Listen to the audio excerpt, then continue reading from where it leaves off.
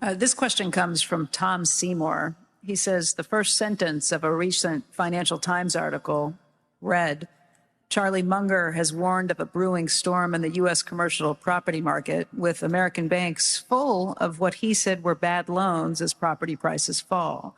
Please elaborate on what's going on in commercial real estate.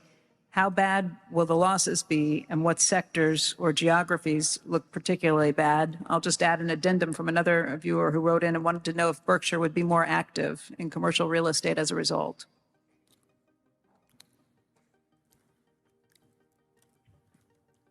Well, Berkshire's never been very active in commercial real estate.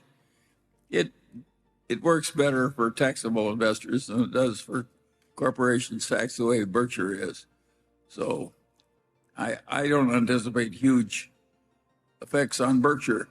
But I do think that the hollowing out of the downtowns in the United States and elsewhere in the world is going to be quite significant and quite unpleasant.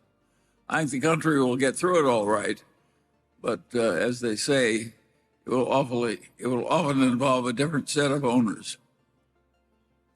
Yeah, and the buildings don't go away, but the owners do. Most people like to buy with non-recourse in real estate, and one time I asked Charlie, there was some real estate guy we were talking to, and how do they decide how much a building like this is worth? And the answer is it's whatever they can borrow without signing their name. And if you look at real estate generally, you'll understand what the phenomena that's happening if you remind yourself that that's the attitude of most people that have become big in the real estate business, and it does mean then that the lenders are the ones that get the property, and of course they don't want the property usually, so then the real estate operator counts on negotiating with them, and the banks tend to,